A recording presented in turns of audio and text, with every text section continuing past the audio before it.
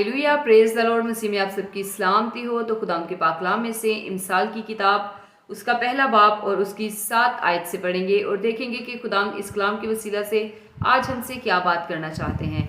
तो खुदाम के पाक कलाम में यूँ लिखा है, खुदावंद का खौफ इल्म का शुरू है, लेकिन अहमक हिकमत और तरबियत की हिकारत करते हैं। ए मेरे बेटे, अपने बाप की तरबियत पर कान लगा और अपनी माँ की तालीम को तर्क न कर, क्योंकि वो तेरे सर के लिए जीनत का सहरा और तेरे गले के लिए तोक होंगी। ए मेरे बेटे, अगर गुनाहगार तुझे फिसलाएं तू रजामंद ना होना।